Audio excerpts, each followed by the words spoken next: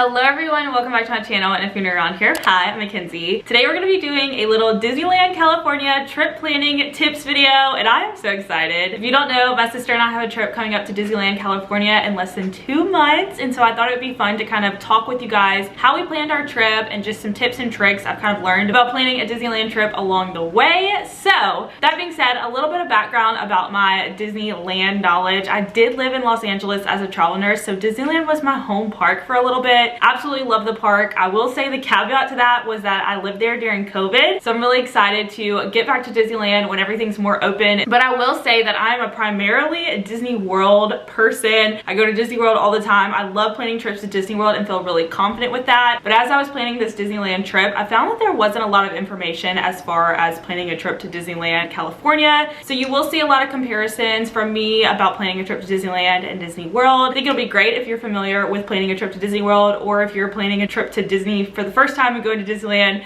Hopefully this video will help you out. So I want to talk about a couple different categories that while we were planning our trip, we realized were a little bit different and we needed to put a little extra thought about planning towards. So I'm going to talk about flights, hotels, parks and park tickets, dining, and just some like miscellaneous random extra planning tips thrown in there. So let's go ahead and dive right in and start with flights. So when you're flying to Disneyland California, it's actually located in the city of Anaheim, not Los Angeles. I think the main option you think of when you're flying into Disneyland though is flying into LAX, which is Los Angeles International Airport. However, there are so many smaller airports in that same vicinity that you can also fly into that are also really good options. You have John Wayne Airport, Long Beach Airport, Hollywood Burbank, and then there's a lot more other than that I didn't name. But for our trip to Disneyland, we decided to go with LAX. That's strictly because that's the option that had the most direct flights, the most different times, and honestly it was the cheapest option for us, I think, because of the direct flights. So that's just kind of what we went with for this trip. I do want to mention the cons of LAX as someone who has experienced it several times and lived there, and just there's some cons. So the first con is going to be the Uber, Lyft, rideshare ride from LAX to Disneyland in Anaheim. It's going to be expensive. I went ahead and mapped it out before this video just to kind of give you guys an idea, and it was mapping out like at $130 for just like a one-way trip. So that's something you definitely need to account for and budget for. If there's a flight at a different airport that's a less difference than that, it might be worth it to take that flight instead. So that's going to be a big con. You're going to be going through all these cities going from LAX to Anaheim, so it's not only going to be a little more expensive, it's also going to take longer. I want to say that if you're with very mild traffic, 45-50 minute ride easily there, maybe longer. So keep that in mind. And then the second con that I have for LAX is that if you've never done it before and you're going to use a rideshare pickup, it's kind of confusing. So at most airports, or at the Orlando airport that I'm used to, you can kind of walk right out of the terminal and there's an area for rideshare pickup right there. You just put it in your app, they pick you up, that's it. At LAX it's very different. I think it's just because it's a massive airport. You have to get on a bus with all your luggage and everything, and the bus takes you to essentially a parking lot, and that parking lot is where you can call your Uber, Lyft, taxi, or whatever. But if you've never done it before, it's hard to navigate, and the LAX area is very congested, very crowded. I remember doing this when I moved to Los Angeles and I had my huge check bag, my carry-on bag, trying to get in the bus, get off of the bus, order my stuff. It was a lot. My sister and I have both done it before, so we feel fairly comfortable doing it, especially because we only are going to have carry-on luggage. But if it's your first time at LAX, it can be confusing. I will be showing kind of that process in the vlog, so be sure to subscribe so you don't miss it. But it's just kind of complicated and just something to account for when you're trying to book your flights. For the other smaller airports, I will say you'll probably have an easier time navigating and booking your rideshare transportation. However, you might find that you have more expensive flights just because there's only a select number of airlines, select number of times, and we didn't really have any direct flight options for us from our city that we were flying out of, so that kind of makes the flights a little more expensive as well. So it's really just weighing the pros and cons. I wanted to mention it because there are more options than just LAX, which I think most people just see and pick because they think it's close enough to Disneyland. However, just do your research when picking flights because there are other options that might save you time and might save you money. Okay, now let's move on to hotels. This is probably the biggest and most important category for me because I've heard so many people get burned by the hotel situation at Disneyland. As a Disney World person, this is very, very different than what you might be used to at Disney World. At Disneyland, there are only 3 Disney-run hotels. You have the Disneyland Disneyland Hotel, the Grand Californian, and Pixar Place, which is newly renovated. So those are your three options as far as Disney hotels. Now this is going to be the Disney vibe, experience, theming that you're used to seeing at Disney hotels. However, they are going to be expensive. I would say that they would range in the deluxe pricing. If you're familiar with Disney World hotels, they're very expensive per night, like $500, $600 more a night. So you're paying for that Disney experience, you're paying for the convenience. They do get early park entry depending on the day which park you get into. But the great thing about Disneyland are there are so many hotels like right outside the park entrance, really close within walking distance, and I'm going to talk a little bit about those. Some of these hotels are referred to as good neighbor hotels. Now you might see this if you're booking on Disneyland's website, you're looking for hotels or ticket packages. There's going to be all the Disneyland hotel options and then a section for good neighbor hotels. What I want to stress to you is these hotels are not run, not operated by Disney whatsoever. On the website, it does say they are approved by Disney. However, that does not mean that they are held to the Disney standard that you're used to at all. I feel like this is where people get burned because they feel like they're booking it through the Disneyland website. It's going to be clean, it's going to be nice, it's going to have that amazing Disney service, but that's not always the case. Basically, a good neighbor hotel to me just means that Disney entered into an agreement with that hotel to be able to book packages or book that hotel through the Disneyland website, be able to pay on it, all those things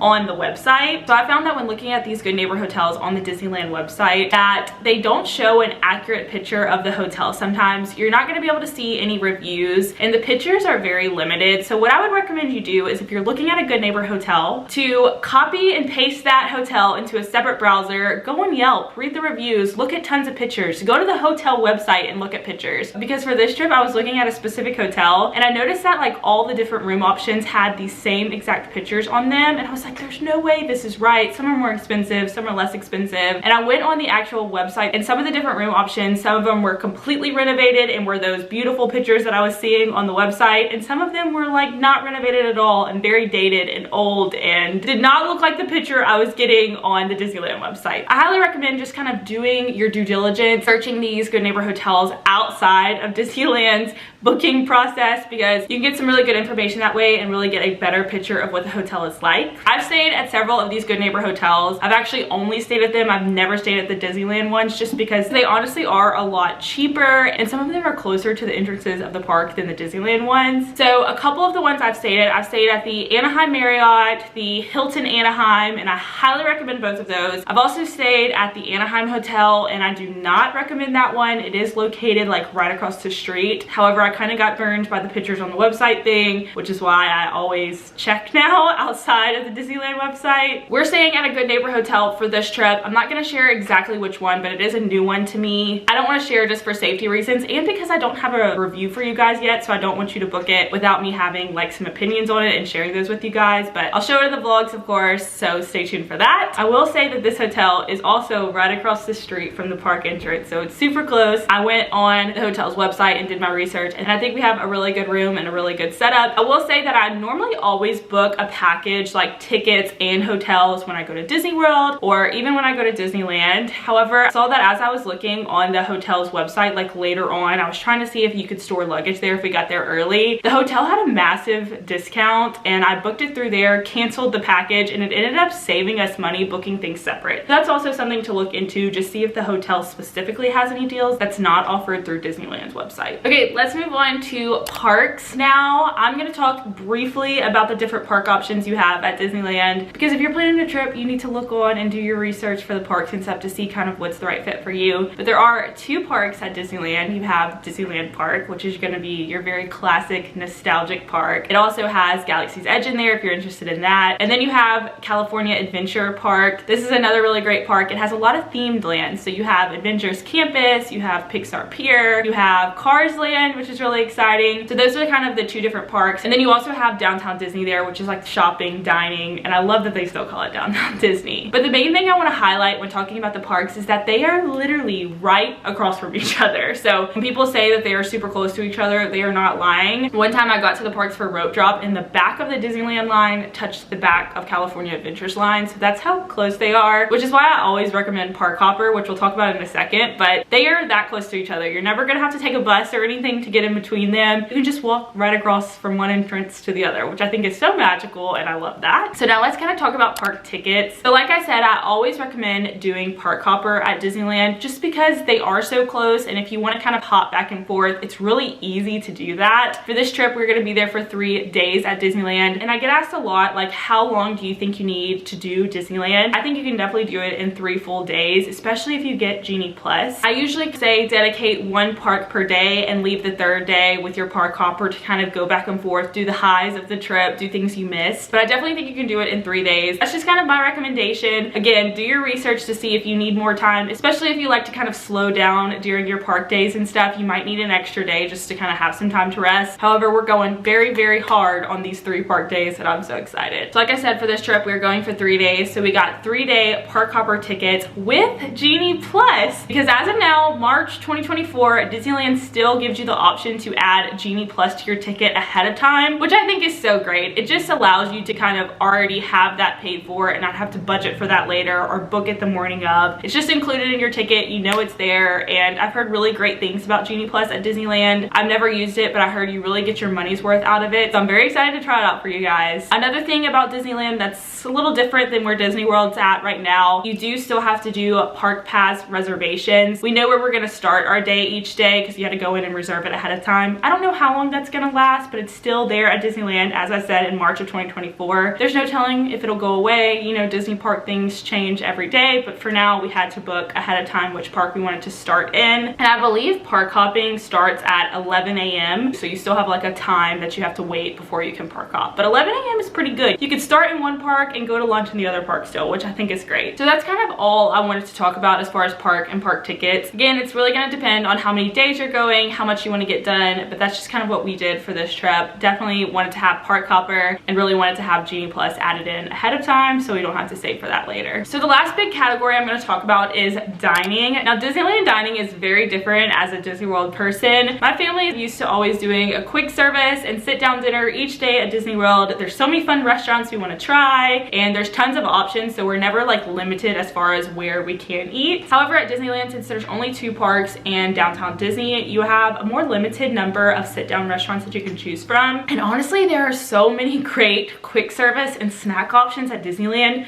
You really don't need to sit down for dinner at all because there's so much in the parks to enjoy. So for this trip, we're only doing 1 sit-down dining reservation. We are eating at Blue Bayou in Disneyland, which I'm so excited about. If you guys don't know, Blue Bayou restaurant is located in the Pirates of the Caribbean ride, or the Pirates of the Caribbean ride is in Blue Bayou restaurant, whatever way you want to phrase it. And I can't wait. I love Pirates, especially Disneyland's version of Pirates of the Caribbean. Like, it's just, oh, it's so nostalgic and fun, and I can't wait to eat dinner like in that environment. But that was just like the 1 sit-down restaurant we really wanted to do. All the other meals will be had throughout the parks, whether it be quick service or some kind of like fast casual or snack options. I have a whole foodie list of things I want to try at Disneyland as far as quick service, little snacks and meals that I want to try, and I will be sharing all those in my Disneyland trip plans video, so stay tuned for that because, oh, it's a long list. We're gonna be eating good in Disneyland. But as far as the process for booking this sit-down dining at Disneyland, it wasn't very difficult at all. It's the same kind of process as Disney World. It was 60 days in advance, and I think I got to get on at 8 a.m. because of the time zone difference with it being in California and me being in Central Time. So that was really nice, not having to wake up as early as I do on the Eastern time zone when I'm booking dining for Disney World. So